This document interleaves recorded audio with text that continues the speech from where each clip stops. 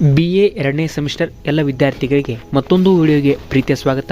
ಇವತ್ತಿನ ಒಂದು ವಿಡಿಯೋದಲ್ಲಿ ನಾವು ಕನ್ನಡ ವಿಷಯದ ಅಧ್ಯಾಯ 6 ಇದು ಗುಳಿಗೆ ಲೋಕವಯ್ಯ ಬಸವರಾಜ್ ಕುಂಬಾರ್ ಅವರು ಬರೆದಿರತಕ್ಕಂತಹ ಇದು ಗುಳಿಗೆ ಲೋಕವಯ್ಯ ಅಧ್ಯಾಯದ ಭಾಗ 1 ವಿಡಿಯೋ ಇದಾಗಿದೆ. ಈ ಭಾಗ 1 ವಿಡಿಯೋದಲ್ಲಿ ನಾವು ಈ ಅಧ್ಯಾಯದ ಕೃತಿಕರ್ತೆ ಪರಿಚಯ ಮತ್ತು ಪ್ರಬಂಧ ಮಾದರಿಯ ಪ್ರಶ್ನೋತ್ತರಗಳನ್ನು ಸ್ವಾರಸ್ಯಪೂರ್ಣವಾಗಿ ಚರ್ಚೆ ಮಾಡುವ ಪ್ರಯತ್ನ ನಾನು ಮಾಡೋಣ ಅಂತ ಹೇಳ್ತಾ, ಇದೇ ರೀತಿ ಹಿಂದಿನ ಎಲ್ಲ ಅಧ್ಯಾಯಗಳನ್ನು ಸ್ವಾರಸ್ಯಪೂರ್ಣವಾಗಿ ಸಂಪೂರ್ಣವಾಗಿ ಪರೀಕ್ಷೆಯಲ್ಲಿ ಕೇಳಬಹುದು ಅಂತ ನಿಟ್ಟಿನಲ್ಲಿ ಡಿಸ್ಕಷನ್ ಮಾಡುವ ಪ್ರಯತ್ನ ನಾನು ಮಾಡಿದ್ದೀನಿ. ಈಗ ಕಂಟಿನ್ಯೂ ಪಾರ್ಟ್ ಇವತ್ತಿನ ಅಧ್ಯಾಯವನ್ನು ಸ್ಟಾರ್ಟ್ ಮಾಡೋಣ ಬನ್ನಿ. ಮೊದಲಿಗೆ ಕೃತಿಕರ್ತೆಯ ಪರಿಚಯವನ್ನು ನೋಡೋದಾದರೆ, ಕನ್ನಡದ ಪ್ರಮುಖ ಲಿಖಿತ ಪ್ರಬಂಧಕಾರರಲ್ಲಿ ಬಸವರಾಜ್ ಕುಂಬಾರರು ಒಬ್ಬರು. ವೃತ್ತಿಯಿಂದ ಪ್ರಾಧ್ಯಾಪಕರಾಗಿರುವ ಕುಂಬಾರರು ಕವಿ, ಕಥೆಗಾರ, ಮಕ್ಕಳ ಸಾಹಿತಿ, ನಾಟಕಕಾರ, ಸಂಶೋಧಕ ಹೀಗೆ ಬಹುಮುಖ ಪ್ರತಿಭೆ ಪಡೆದವರು ಹಾಗೂ ಜಾನಪದ ಸಾಹಿತ್ಯದಲ್ಲಿ ಇವರಿಗೆ ವಿಶೇಷ ಅಭಿರುಚಿ. 1978 ಜೂನ್ 1 ಬಾಗಲಕೋಟೆ ಜಿಲ್ಲೆಯ ಸೀಮಿಕೆರೆ ಗ್ರಾಮದ ಕೃಷಿಕ ಮನೆತನದಲ್ಲಿ ಜನಿಸಿದ ಬಸವರಾಜ್ ಕುಂಬಾರರ ತಂದೆ ಪಾಂಡಪ್ಪ, ತಾಯಿ ಸೀತವ್ವ ಬಾಗಲಕೋಟೆಯ BVV ಸಂಘದ ಶ್ರೀ SR ಕಂಠಿ ಕಲಾ, ವಾಣಿಜ್ಯ ಹಾಗೂ ವಿಜ್ಞಾನ ಮಹಾವಿದ್ಯಾಲಯದಲ್ಲಿ ಕಳೆದ 13 ವರ್ಷಗಳಿಂದ ಕನ್ನಡ ಉಪನ್ಯಾಸಕರಾಗಿ ಕಾರ್ಯನಿರ್ವಹಿಸಿದ ಬಸವರಾಜ್ ಕುಂಬಾರರು ಸದ್ಯ ಅದೇ ಬಾಗಲಕೋಟೆ ಸಂಘದ ಶ್ರೀ ಬಸವೇಶ್ವರ ವಾಣಿಜ್ಯ ಮಹಾವಿದ್ಯಾಲಯದ ಕನ್ನಡ ಪ್ರಾಧ್ಯಾಪಕರಾಗಿ ಕಾರ್ಯನಿರ್ವಹಿಸುತ್ತಿದ್ದಾರೆ. ಹಂಪಿ ಕನ್ನಡ ವಿಶ್ವವಿದ್ಯಾನಿಲಯದಿಂದ ಡಾ ಗುರುಪಾದ ಮರಗುದ್ದಿಯವರ ಮಾರ್ಗದರ್ಶನದಲ್ಲಿ ಕನ್ನಡ ಮೊದಲ ಘಟ್ಟದ ಸ್ವತಂತ್ರ ಕಾದಂಬರಿಗಳಲ್ಲಿ ಸಾಮಾಜಿಕ ಸಂಘರ್ಷದ ನೆಲೆಗಳು ಎಂಬ ಸಂಶೋಧನಾ ಪ್ರಬಂಧಕ್ಕೆ PhD ಪದವಿ ಪಡೆದಿದ್ದಾರೆ. 2016ರಲ್ಲಿ ಕಲಾದಗೆಯಲ್ಲಿ ಇವರು ಪ್ರಜಾವಾಣಿ ವರದಿಗಾರರಾಗಿಯೂ ಕಾರ್ಯನಿರ್ವಹಿಸಿದ್ದಾರೆ. ಇನ್ನು ಇವರ ಕೃತಿಗಳು, ಇದು ಗುಳಿಗೆ ಲೋಕವಯ್ಯ, ಇದು ಬಸವರಾಜ್ ಕುಂಬಾರರ ಲಲಿತ ಪ್ರಬಂಧ ಸಂಕಲನ. ವರ್ತಮಾನದ ವಾರ್ತೆ ಇವರ ಕವನ ಸಂಕಲನ. ನಮ್ಮ ಪಾಲು ಹಾಗೂ ಶೋಕ ಸಾಗರದಾಚೆಗೆ ಅಶೋಕ ಇವರ ನಾಟಕಗಳು. ಬೊಂಬೈವಾಲ ಮತ್ತು ಬಾರದ ಲೋಕಕ್ಕೆ ಹೋದಿರಿ ಇಲ್ಲಿಗೆ ಇವರ ಮಕ್ಕಳ ಕವಿತಾ ಸಂಕಲನಗಳು. ಒಗಟು, ಒಡಪು ಹಾಗೂ ಗಾದೆಗಳನ್ನು ಕುರಿತಂತೆ ಕೆಲ ಕೃತಿಗಳನ್ನು ಸಂಪಾದಿಸಿದ್ದಾರೆ. ಇಷ್ಟು ಕೃತಿಕರ್ತೆ ಪರಿಚಯವಾಗಿತ್ತು. ಮುಂದುವರೆದು ಪ್ರಬಂಧ ಮಾದರಿಯ ಪ್ರಶ್ನೋತ್ತರಗಳನ್ನು ನೋಡೋದಾದರೆ, ಪ್ರಶ್ನೆ ನಂಬರ್ 1, ಇದು ಗುಳಿಗೆ ಲೋಕವಯ್ಯ ಲೇಖನದ ಸ್ವಾರಸ್ಯವನ್ನು ನಿರೂಪಿಸಿ. ಅಥವಾ ಪ್ರಶ್ನೆ ನಂಬರ್ 2, ಅತಿಯಾದ ಗುಳಿಗೆ ಬಳಕೆ ತುಂಬ ಅಪಾಯಕಾರಿ ಎಂಬುದನ್ನು ಪ್ರಸ್ತುತ ಲೇಖನ ಪ್ರತಿಪಾದಿಸುವುದು ಹೇಗೆ ವಿವೇಚಿಸಿ. ಅಥವಾ ಪ್ರಶ್ನೆ ನಂಬರ್ 3, ಅಲೋಪತಿಕ್ ಚಿಕಿತ್ಸೆಗಿಂತ ಮನೆ ಮದ್ದು ತುಂಬ ಪ್ರಯೋಜನಕಾರಿ ಎಂಬುದನ್ನು ಇದು ಗುಳಿಗೆ ಲೋಕವಯ್ಯ ಲೇಖನ ಹೇಗೆ ಪ್ರತಿಪಾದಿಸಿದೆ ವಿಶ್ಲೇಷಿಸಿ. ಈ 3 ಪ್ರಶ್ನೆಗಳಿಗೆ ಒಂದು ಸ್ವಾರಸ್ಯವಾದಂಥ ಉತ್ತರವನ್ನು ನೋಡೋದಾದರೆ, ಉತ್ತರ, ಇದು ಗುಳಿಗೆ ಲೋಕವಯ್ಯ ಬಸವರಾಜ್ ಕುಂಬಾರ್ ಅವರ ಒಂದು ಪ್ರಮುಖ ಲಲಿತ ಪ್ರಬಂಧ.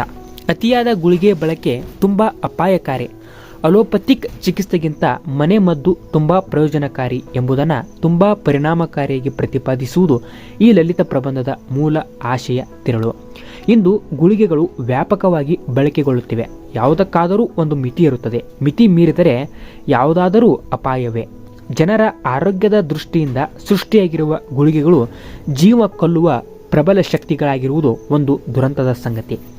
ದೈಹಿಕ ಹಾಗೂ ಮಾನಸಿಕ ಶ್ರಮವನ್ನು ಕಳೆಯಲು ಒಂದು ನಿಯಮಿತ ಪ್ರಮಾಣದಲ್ಲಿ ಬಳಕೆ ಆಗಬೇಕಾದ ನಿದ್ರೆ ಗುಳಿಗೆ ಇಂದು ದುರಂತದ ಸಾವಿಗೆ ಕಾರಣವಾಗುತ್ತಿರುವುದು ಅಪಾಯದ ಮಾರ್ಗವೇ ಸರಿ.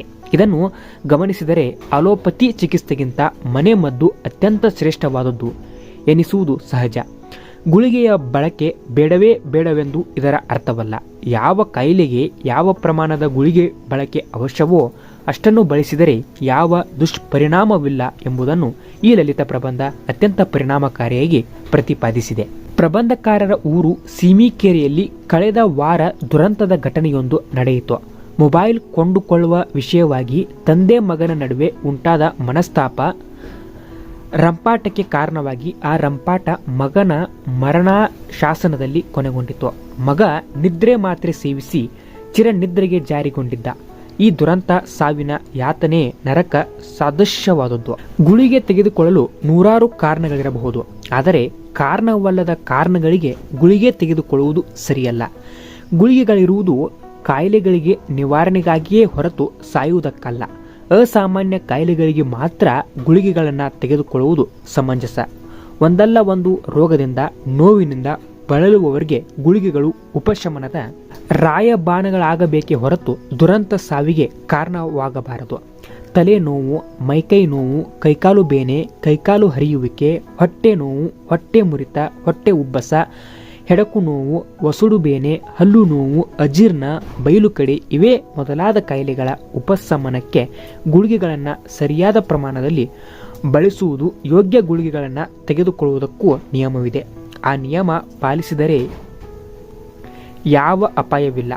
ಮೊದಲು ಯಾವುದೇ ಕಾಯಿಲೆ ಬಂದರೂ ಆ ಕಾಯಿಲೆಗೆ ತಕ್ಕಂತೆ ಆಂಟಿಬಯೋಟಿಕ್ ಕೊಡುವುದು ಒಂದು ನಿಯಮ. ಡಾಕ್ಟರದು ಚಾಚು ತಪ್ಪದೆ ಈ ನಿಯಮ ಪಾಲಿಸುತ್ತಾರೆ. ಸೀಮಿಕೆರೆ ಕರ್ನಾಟಕ ರಾಜ್ಯದ ಕುಗ್ರಾಮಗಳಲ್ಲೊಂದು. 3,000 ಜನಸಂಖ್ಯೆ ಇರುವ ಈ ಊರಿಗೆ ಸರ್ಕಾರದಿಂದ ಯಾವ ಸೌಲಭ್ಯಗಳು ಸಿಗುವುದಿಲ್ಲ. ಶಾಲೆ ಇದ್ದರೂ ಅಷ್ಟಕ್ಕಷ್ಟೇ. ಗ್ರಾಮ ಪಂಚಾಯಿತಿಯು ಪಕ್ಕದೂರಿನಲ್ಲಿದೆ. ಚುನಾವಣೆ ಬಂದರೆ ಜನನಾಯಕರು ಈ ಹಳ್ಳಿಗೆ ದೊರೆಯಬೇಕಾದ ಸೌಲಭ್ಯಗಳ ಪಟ್ಟಿಯೊಂದಿಗೆ ಬಂದು ಆ ಪಟ್ಟಿಯನ್ನು ಒಂದು ಸಾರಿ ಓದಿ ಹೇಳಿ ಮಾಯವಾದವರು ಮರಳಿ ಚುನಾವಣೆ ಸಮಯಕ್ಕೆ ಅದೇ ಹಳೆಯ ಪಟ್ಟಿಯೊಂದಿಗೆ ಆಗಮಿಸುತ್ತಾರೆ. ಈ ಊರಿಗೆ ಒಂದು ಇತಿಹಾಸವಿದ್ದು, ಒಂದಾನೊಂದು ಕಾಲದಲ್ಲಿ ಇದು ವಿಜಯನಗರ ಸಾಮ್ರಾಜ್ಯದ ಸೀಮೆಯಾಗಿತ್ತು. ಇದು ಕುರುಹು ಆಗಿ ಇಲ್ಲಿ 2 ಹಂಪಿ ಕಟ್ಟಡಗಳಿವೆ. ಈ ಸೀಮೆಯ ಕುರುಹು ಇರುವುದರಿಂದಲೂ ಹಾಗೂ ಒಂದು ಕೆರೆ ಇರುವುದರಿಂದಲೂ ಈ ಊರಿಗೆ ಸೀಮಿಕೆರೆ ಎಂದು ಹೆಸರು ಬಂದಿತ್ತು. ಇಂತಹ ಐತಿಹಾಸಿಕ ಹಳ್ಳಿ 1995ರ ಆಸುಪಾಸಿನಲ್ಲಿ ಸೀಮಿಕೆರೆಯಾಗಿ ನಾಮಕರಣಗೊಂಡಾಗ 2,000ಕ್ಕಿಂತಲೂ ಕಡಿಮೆ ಜನಸಂಖ್ಯೆ ಇತ್ತು. 2 ಪ್ರಸಿದ್ಧ ಶೆಟ್ಟರ ಅಂಗಡಿಗಳಿದ್ದವು. ಒಂದು ಶಂಕರಪ್ಪ ಶೆಟ್ಟರದು, ಇನ್ನೊಂದು ಈರಪ್ಪ ಶೆಟ್ಟರದು. ಈರಪ್ಪ ಶೆಟ್ಟರ ಅಂಗಡಿಯೊಂದರಲ್ಲಿ ಸಾಮಾನ್ಯ ಕಾಯಿಲೆಯ ಸಾಮಾನ್ಯ ಗುಳಿಗೆಗಳು ದೊರೆಯುತ್ತಿದ್ದವು. 95ರ ಆಸುಪಾಸಿನಲ್ಲಿ ಸೀಮಿಕೆರೆಯಲ್ಲಿ ಒಂದು ಗುಳಿಗೆ ಅಂಗಡಿ ಇರಲಿಲ್ಲ. ಪ್ರಬಂಧಕಾರರ ಸ್ನೇಹಿತ ಈರಪ್ಪ ಶೆಟ್ಟರ ತಮ್ಮನ ಮಗ ಹುತ್ತಪ್ಪನ ಕಿರಾಣಿ ಅಂಗಡಿಯಲ್ಲಿ ಆಗಾಗ ಊರಿಗೆ ಸಾಕಾಗುವಷ್ಟು ಗುಳಿಗೆಗಳು ಮಾರಾಟಕ್ಕೆ ಸಿಗುತ್ತಿದ್ದವು. ಈಗ ಈ ಗ್ರಾಮದಲ್ಲಿ ಸುಮಾರು 8-10 ಜನ BAMS ಡಾಕ್ಟರ್ ಇದ್ದಾರೆ. ಇವರೆಲ್ಲ ತಮ್ಮ ಕೈಲಾದ ಸೇವೆ ಸಲ್ಲಿಸುತ್ತಿದ್ದಾರೆ. ಇವರಿಗೆ ಪೂರಕವೆಂಬಂತೆ 4 ಗುಳಿಗೆ ಅಂಗಡಿಗಳಿವೆ. ಇದಕ್ಕೂ ಮೊದಲು ಸೀಮಿಕೆರೆಯಲ್ಲಿ ಇಬ್ಬರು ಡಾಕ್ಟರ್ ಇದ್ದರು. ಅವರು ಕೂಡ ಗುಳಿಗೆಗಳನ್ನು ಸ್ವತಃ ಪೂರೈಕೆ ಮಾಡುತ್ತಿದ್ದರು. ಇವರಿಲ್ಲದಿದ್ದಾಗ ಊರಿಗೆ ಡಾಕ್ಟರರು ದವಾಖಾನೆಯಿಂದ ಕೋಟಿಕಲ್ ಅವರ ಕಿರಾಣಿ ಅಂಗಡಿಯೇ. ಏಕೆಂದರೆ ಶಂಕರಪ್ಪ ಶೆಟ್ಟರ ಅಂಗಡಿಯಲ್ಲಿ ಗುಳಿಗೆಗಳು ಸಿಗುತ್ತಿರಲಿಲ್ಲ. ತಲೆ ನೋವಾದರೆ ಅನಾಸಿನ್, ಕೆಮ್ಮಾದರೆ ಬ್ರಾನಕ್ಸ್, ನೆಗಡಿ ಬಂದರೆ ಡಿಕೋಲ್ಡ್ ಹಾಗೂ ಸಾರಿಡಾನ್, ಜ್ವರ ಬಂದರೆ ಕ್ರೋಸಿನ್ ಹಾಗೂ ಕಾಲ್ಸೂಲ್, ಡಿಸೆಂಟ್ರಿ ಆದರೆ ಲೋ ಮೋಷನ್ ಎಂಬ ಗುಳಿಗೆಗಳು ಸಾಮಾನ್ಯವಾಗಿ ಕಿರಾಣಿ ಅಂಗಡಿಯಲ್ಲಿ ದೊರೆಯುತ್ತಿದ್ದವು. ಈಗಂತೂ ಕಾಯಿಲೆಗಳಿಗೂ ವಿಚಿತ್ರ, ಗುಳಿಗೆಗಳು ವಿಚಿತ್ರ. ಇಂದು ಸಾಮಾನ್ಯವಾಗಿ ಸಾಕಷ್ಟು ಗುಳಿಗೆಗಳನ್ನು ಡಾಕ್ಟರನ್ನು ಭೇಟಿಯಾಗದೆ ತೆಗೆದುಕೊಳ್ಳುವುದು ವಾಡಿಕೆಯಾಗಿದೆ. ಇಂದು ನಾವೆಲ್ಲರೂ ಔಷಧಿಗಳನ್ನು ದುರ್ಬಳಕೆ ಮಾಡಿಕೊಳ್ಳುವ ಹವಣಿಕೆಯಲ್ಲಿ ಕಾರ್ಯಪ್ರವೃತ್ತರಾಗಿದ್ದೇವೆ. ವೈದ್ಯರನ್ನು ಭೇಟಿಯಾಗದೆ ಗುಳಿಗೆಗಳನ್ನು ತೆಗೆದುಕೊಳ್ಳುವುದು ಅವಾಂತರಕ್ಕೆ ಆಹ್ವಾನ ನೀಡಿದಂತೆ. ಆದ್ದರಿಂದ ಈಗ ಗುಳಿಗೆ ದುರ್ಬಳಕೆ ಮಾಡಿಕೊಳ್ಳದಿರಲು ನಿರ್ಧರಿಸಬೇಕಾಗಿದೆ. ನಮ್ಮೆಲ್ಲರ ಬದುಕು ಅಮೂಲ್ಯ. ಆ ಕ್ಷಣದ ಸಂತೃಪ್ತಿಗಾಗಿ ವಿಳಂಬ ಧೋರಣೆ ಹಾಗೂ ಆಲಸ್ಯತನದಿಂದ ಗುಳಿಗೆಗಳನ್ನು ತೆಗೆದುಕೊಳ್ಳುವುದು ಒಳ್ಳೆಯದಲ್ಲ. ಗುಳಿಗೆಗಳ ಸೇವನೆಯಿಂದ ಹಲವು ಸೈಡ್ ಎಫೆಕ್ಟ್ ಆಗುವಂತೆ ಚರ್ಮ ಕಪ್ಪಾಗುವುದು, ಕಿಡ್ನಿ ಸಮಸ್ಯೆ ತೋರುವುದು, ಚರ್ಮ ತುರಿಕೆಯಾಗುವುದು, ಇನ್ನೂ ಅನೇಕ ಸಮಸ್ಯೆಗಳು ನಾಯಿ ಕೊಡೆಯಂತೆ ಹುಟ್ಟಿಕೊಳ್ಳುತ್ತವೆಯಂತೆ. ಚರ್ಮ ಕಪ್ಪಾಗುವುದಕ್ಕೆ ಪ್ರಬಂಧಕಾರರಿಗೆ ಒಂದು ಅನುಭವವಾಗಿದೆ. ಅವರ ಮಿತ್ರನೊಬ್ಬ ಮುಖದ ಮೇಲಿನ ಗುಳ್ಳೆಗೆ ಯಾರೋ ಹೇಳಿದ ಗುಳಿಗೆ ನುಂಗಿ ಕ್ರೀಮ್ ಹಚ್ಚಿಕೊಂಡು ಬಣ್ಣ ಬದಲಾಯಿಸಲು ಪ್ರಯತ್ನಿಸಿ ಗೋಧಿಗೆಂಪು ಹೋಗಿ ಕರಿ ಕಲ್ಲಂತೆ ಮಾರ್ಪಟ್ಟುದುಂಟು. ಆದ್ದರಿಂದ ವೈದ್ಯರ ಸಲಹೆ ಇಲ್ಲದೆ ಗುಳಿಗೆ ತೆಗೆದುಕೊಳ್ಳುವುದು ಅಪಾಯಕರ. ಕೇವಲ ಗುಳಿಗೆ ಹಾಗೂ ಕ್ರಿಮಿಗಳಿಂದ ಬಣ್ಣ ಬದಲಾಯಿಸುವ ಹಾಗಿದ್ದರೆ ಇಂದು ಜಗತ್ತಿನಲ್ಲಿ ಬಹುತೇಕ ಕರಿಯರು ಮಾಯವಾಗಿ ಬಿಳಿಯರು ತುಂಬಿ ತುಳುಕುತ್ತಿದ್ದರು. ಭಾರತೀಯರಲ್ಲಿ ಮನೆಮದ್ದು ಹೆಚ್ಚಿನ ಮಹತ್ವ ಪಡೆದಿತ್ತು. ತಲೆನೋವಾದರೆ, ನೆಗಡಿಯಾದರೆ, ಕೆಮ್ಮು, ಜ್ವರ ಬಂದರೆ ಮನೆಯಲ್ಲೇ ವಾಸಿ ಮಾಡಿಕೊಂಡು ಬಡತನ ರೀತಿಯಲ್ಲೇ ಬಗೆಹರಿಸಿಕೊಳ್ಳುವ ಪದ್ಧತಿ ಜಾರಿಯಲ್ಲಿತ್ತು. ಕೇವಲ ಹುಳ್ಳಿ ಸಂಕಟಿ ಮೂಲಕ ಈ ಮೇಲಿನ ಕಾಯಿಲೆಗಳು ವಾಸಿಯಾಗುತ್ತಿದ್ದವು.